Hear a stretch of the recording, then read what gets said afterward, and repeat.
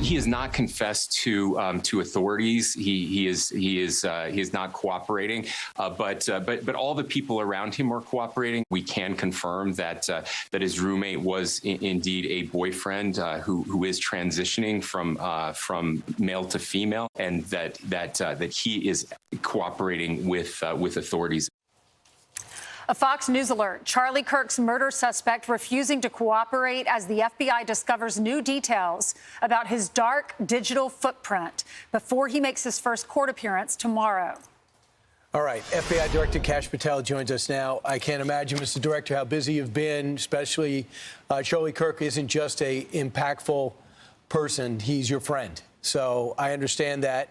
But having said that, people are looking to you to find out is how big this investigation is going to be. Can you tell us the latest? Absolutely. It's so good to be with you. And you're right. My personal feelings and relationship with Charlie, I have a job to do for the American people, and I'm committed to do it for President Trump. We flexed all resources the FBI had and surged multiple air assets as soon as this shooting occurred.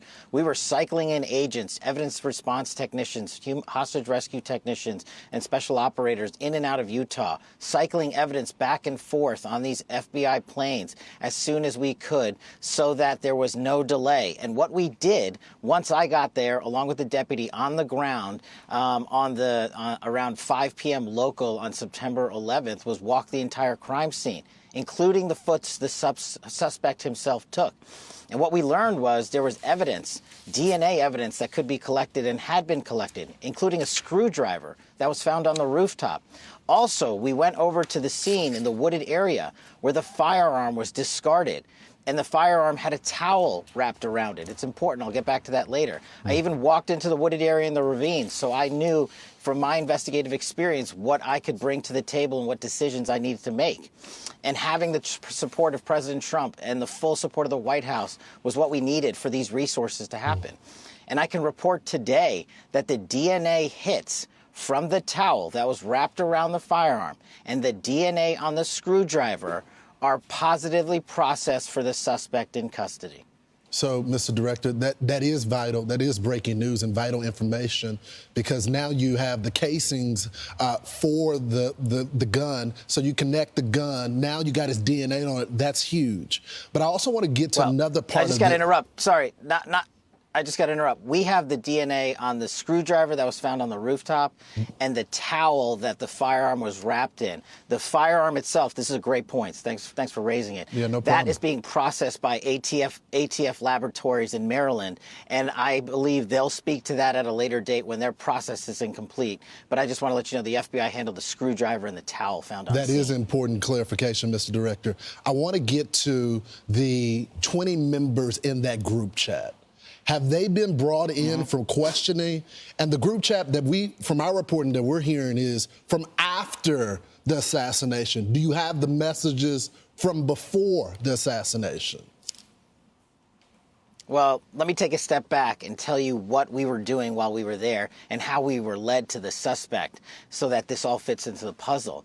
As soon as we learned of the shooting, we were able to, I think Charlie Kirk was shot at 12:23 local time on September 10th. By 12:39 p.m. local time, FBI assets were on scene securing the scene. We then launched at 10 a.m. the next day the first images of the suspect. Myself and the deputy arrived at 5 p.m. local time on September 11th. And then what we did was decided to have a press conference at 8 p.m. local, where we issued for the first time FBI obtained video footage that we seized from the security camera surveillance system and new images, enhanced images. I decided to release immediately to the public because we were working with the public and the media to find this killer. Shortly after that 8 p.m. release, at 10 p.m. local time, the suspect was in custody. Why? Because the father informed us, pursuant to an interview of him, that he looked at the video that we released that evening and the enhanced photos and identified the suspect. That's how fast the FBI was working to put out information in real time. And for comparative sake, the Boston bombing, the FBI didn't release images for 3 days. We know we didn't have 3 days. I made an executive decision on an investigative and operational need, and it turned out to be the right move because the men and women of the FBI said that's what we should be doing. Yeah, we knew when that video was released, we said it here on Fox and Friends, someone's going to recognize this person because someone was friends with him, his family, someone knows this guy. Those images were crystal clear. Tell us what you know about his background, his childhood, his father who had to turn him in. And I'm sorry, I didn't mean to ignore the last question. Going back to the group chats real quick, there's more than 20 individuals. But this is a great point. I want to lay out how this works. People think we can just get in these group chats and immediately find out who's in them.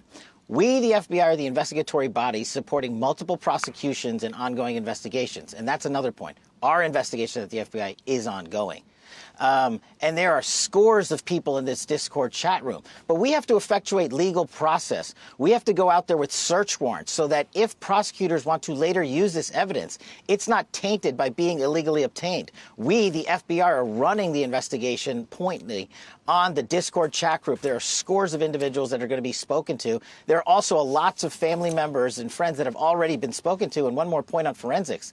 We were able to obtain in record time the text message chain between the suspect and his live-in partner, as well as other critical cellular information from our CAS team that analyzes cell phone data towers in the area to pinpoint the locations of the suspect and other individuals he was speaking with.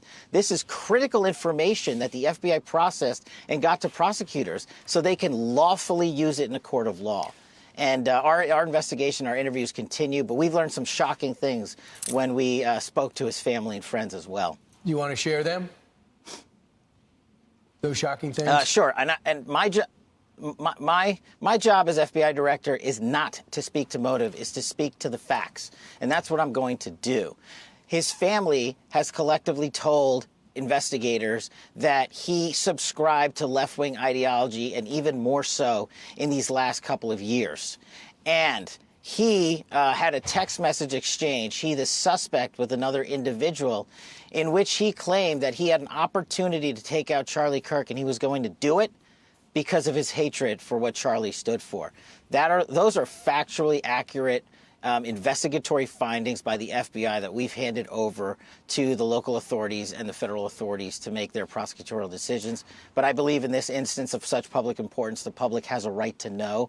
And I've told you I'm committed to transparency, and that's what I'm doing here today. Why didn't that person that he was talking to, why didn't that person say something? You know, our investigation is ongoing. That's a great question, and we don't have an answer on that just yet. But, Mr. Director, you're right. Your job is not to speak to ideology. But you do have the BAU, the Behavior Analysis Unit, that are there. And my sources, people that are within the Bureau and outside that used to be FBI, tell me that the BAU has been encouraged not to tackle the transgender issue from an ideology standpoint. Have you heard that? Are you tackling that? I know you've only been there recently. But you can't have a political slant saying we're not going to attack different political ideologies because it's going to offend someone. You're absolutely right, and that's why me and the deputy have been quarterbacking this investigation ourselves. There is no one at the FBI that's going to politicize this investigation. There's no one at Quantico or anywhere else that is going to say we are not looking at X or Y. We are looking at the facts, and that is why we are releasing the facts in record fashion. If you go back and look at historical cases like Luigi Mangione and the Boston bombing, how long did it take the Bureau to release information to the public? We're not doing that. Those two manhunts took 5 days, and they happened in downtown major metropolises. We apprehended our suspect in 33 hours because we were transparent and open with the American public, and we're going to continue to do that. So anyone that thinks that the FBI is not on top of its game and that me and the deputy and everybody in leadership in our Salt Lake City field office in Quantico is doing anything politically, I'm not having it. And if you've heard anything else about it, they are lying to you. We're on it. That's why it's so important that you came on, and we're thrilled you are. A couple other things. I have 2 quick questions. One, is it true what the governor said yesterday that he had a written note that you're looking into now prior to the assassination? Did he have a note?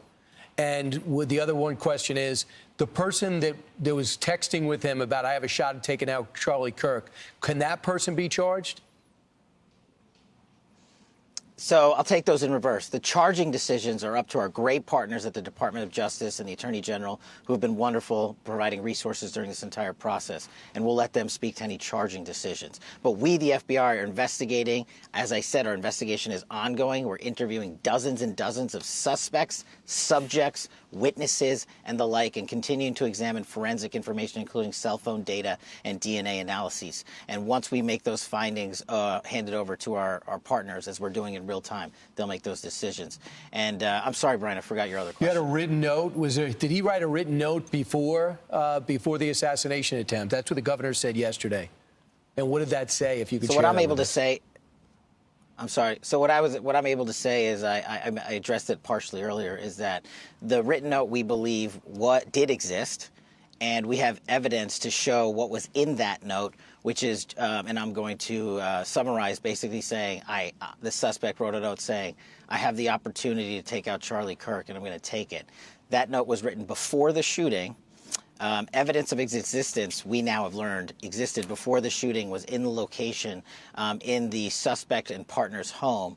But we have since learned that the note, even though it has been destroyed, we have found forensic evidence of the note, and we have confirmed what that note says because of our aggressive interview posture at the FBI.